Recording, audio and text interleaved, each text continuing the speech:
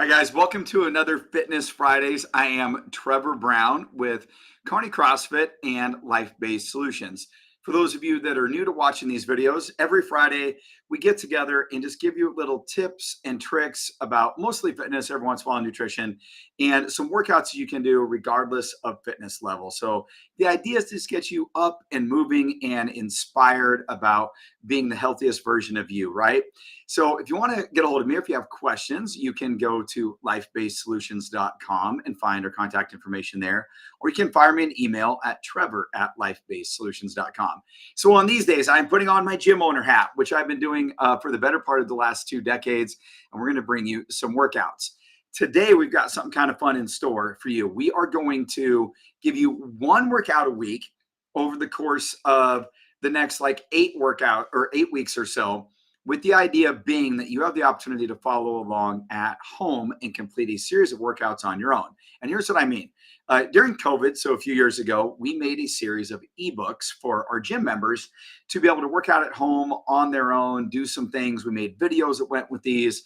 And I would like to give you guys our at-home workout ebook. So what this is all you need is a pull-up bar and a set of dumbbells. And don't worry if you can't do pull-ups. There's always really cool ways to scale back those workouts. That is all the equipment needed. So really, if you can get yourself a set of dumbbells, and it can be a set from Walmart, ranging in weight for anywhere from 5 pounds up to 35 pounds or whatever you want to use. You can do this with one set or a couple different sets so you can change weight, but that is all you need other than your body. So we're going to kind of cover one workout a week, and then you can follow along at home, and there is enough workouts in there for 5 days of working out for 8 weeks. And there's little pro tips and tricks about sleep and nutrition in there. So it'll be a lot of fun. So I will drop the link to that ebook as a part of this video and get it out. And we're going to cover our first workout today. So here's what this looks like. It sounds simple enough in nature, but it's going to be more challenging than what you think. So here's what it looks like. We're going to start with what we call shoulder taps. Now, shoulder taps are done in a plank position. So let me get my med ball out of the way here. So in a plank position, core tight, right? Like I'm squeezing my tummy here. I'm just going to, without leaning to one side, I don't want to rock back and forth. I want to try to keep my body nice and stable. So I might spread my feet out a little bit instead of having them close together. But I'm squeezing every muscle in my body, including my butt cheeks. And I'm going to tap my shoulder, tap my shoulder. So I'm going to reach my right hand. So for those who can't see me, my right hand to my left shoulder, replace it, then left hand, tap. I'm going to go back and forth, right? And the idea is not to go super fast. The idea is to do it nice and slow and controlled, kind of an advanced version of a plank, right?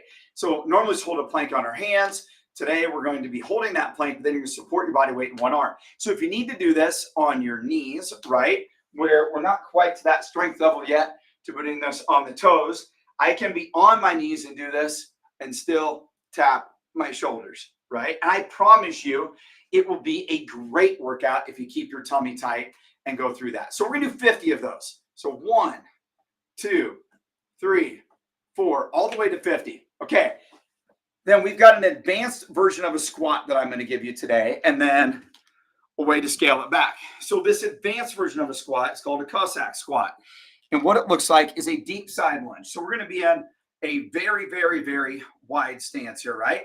I'm going to lean to one side and stand back up, lean to the other side, stand back up. Now, the idea is we treat that just like a regular squat where I'm staying back on my heel on my working leg. My chest is upright and I'm getting below parallel.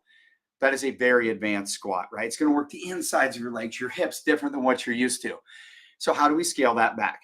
Well, your scaling option would very simply be to do air squats. So we talk about air squats all the time. I can just descend back and down.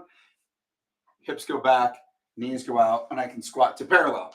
I can do that with a target, like a chair, where I just barely touch my butt to the chair. If I need a little bit of assistance, I can keep my hands on my desk and use my arms to help me stand up. So that's going to be your workout. But how many reps are we going to do?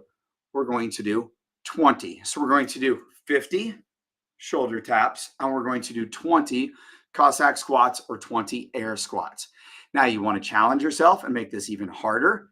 Hang on to one of those dumbbells. And we're going to do this for a total of 5 rounds. So by the time you're done, you're going to do 250 shoulder taps. Great for this, for strength for the core, for the upper body, right?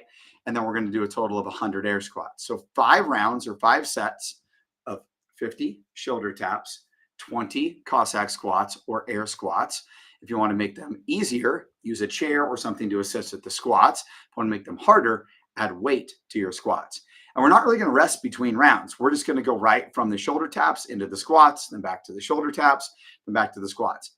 Simple enough in nature, but very, very, very effective. That is your first workout today for the at-home workout, right? I'll make sure you guys have a link to that ebook. You have an awesome weekend, and we'll see you back here next Friday.